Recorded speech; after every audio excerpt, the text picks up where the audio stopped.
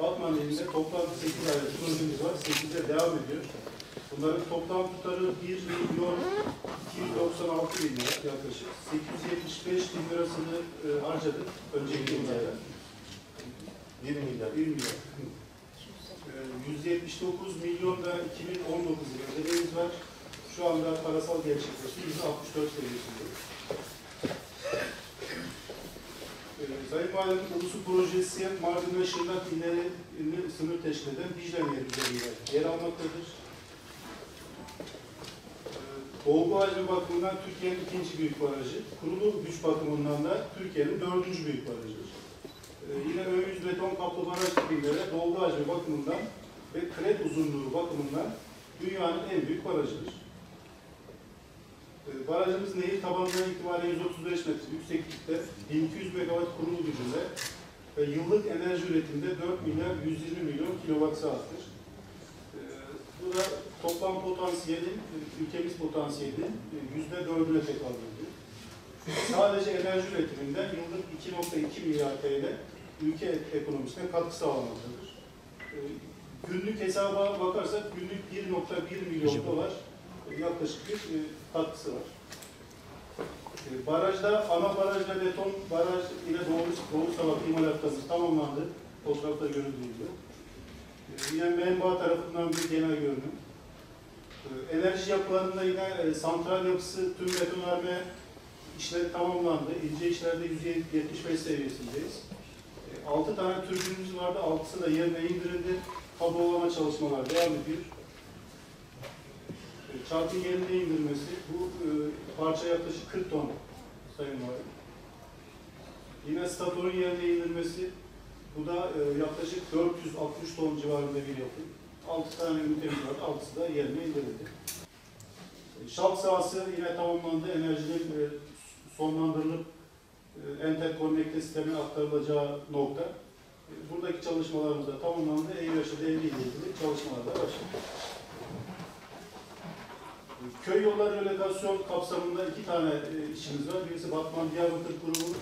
Burada 76 kilometre çiğ satı kaplı köy yolu yapıyoruz. Batman ilinde toplam 57 kilometre ve 9 güzergahta işimiz var. Fizik olarak %88 seviyelerindeyiz. Tüm yollarımızın kazılarını bitirdik. Menfezlerimiz tamamlandı. Bir tane kaldı ve satı kaplama işlerimizi de %70-80 civarında ilerleme kat ettik. Bu işle ilgili, su tutma ile ilgili bir engel bulunmamaktadır.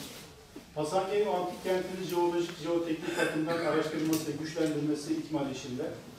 Bu iş kapsamında daha önce servis yolu yaptık Sayın Valim. Tehlike arz eden kayalarımız vardı, 83 adet, onların düşümünü tamamladık. Dicle Nehri derivasyon işleri vardı, tamamladık. Yine Küçüksaray'ın ağla örtülmesi tamamlandı. Roma dükkanlarının ve Şahap Vadisi'nin restorasyon ve koruması tamamlandı. Şu anda devam eden sadece mağaraların doldurulması, enjeksiyonlanması ve Küçüksaray'ın güçlendirilmesi işleri var. Dolgular tamamlandıktan sonra vadi girişine antik liman yaparak eski Hasankeyf ile yeni Hasankeyf arasında turistik yat uygun bir sistem yapılacak. Bununla ilgili çalışmalar da dolgu ilerledikçe yapılacak. Mayıs ayına bitmiş olacak. Tüm güçlendirme, antik liman, oradaki güçlendirmenin tamamı Mayıs ayına bitmiş olacak.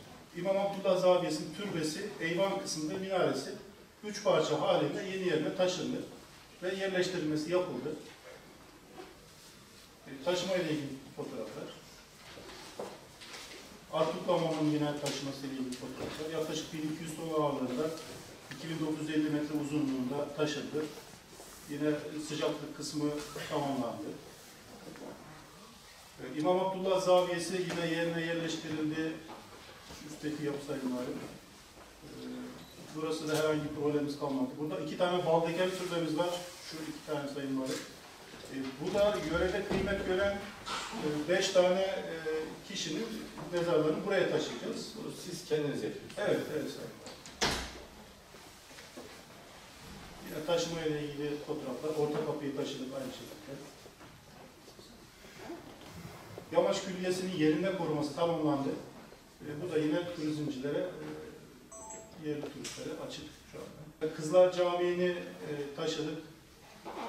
En son Bu işimizde taşıma olduktan sonra Danıştay kararıyla tasfiye edildi.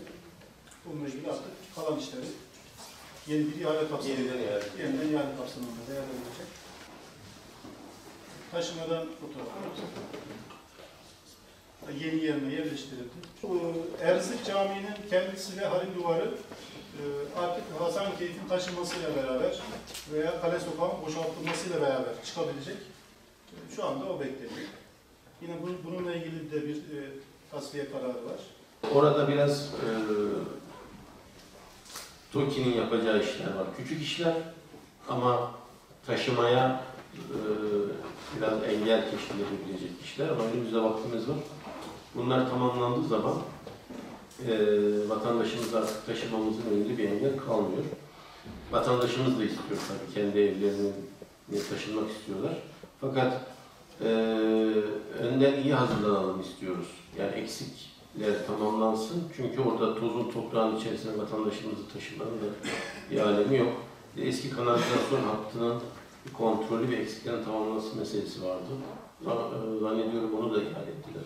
O da bir kısmı şu anda devam eden müteahhit kapsamında, çünkü şu anda 3 tane müteahhit var görevde. Bir kısmını da yeni ihaleye kattılar. Yani TOKİ'nin bize söylediği Mart sonuna kadar hiçbir eksiğin kalmayacak. Altyapıyla beraber hepsinin çalışır vaziyette teslim edilecek. Evet, yani çalışırsalar bitirirler. Bana biraz zayıf, işçi ekibinin biraz zayıf olduğu yönünde bir duygu geldi ama o anlık bir görüntü. Belki de birkaç gün sonra daha kalabalık bir ekiple gelip yapabilirler. İşler küçük işler ama onlar olmadan vatandaşı oraya taşıyamayız. Onu zaten sizler de görüyorsunuz. Daha önemlisi karayollarının yapacağı viyadüğün tamamlanmasıdır. Bu konuyu daha ayrıntılı bir şekilde tüm tarafları çağıracağımız ve mümkünse Hasankeyf'te yapacağımız bir toplantıda enine boyuna konuşmak istiyoruz. Özellikle müteahhitleri de orada, çünkü onlar da kendilerine göre sorunları var. Ve diğer konular da var. Yani hepsini konuşacağız. DSİ yapabileceğini yapıyor, yapamayacağını bir başka kuruma devrederiz, yapar. Yani herkes el birliğiyle Hasankeyf'te yeni bir yaşam oluşturmak için gayret etmesi lazım. Bununla ilgili olarak da bir toplantı yapacağız. Uzun uzun enine boyuna bu konuyu konuşacağız.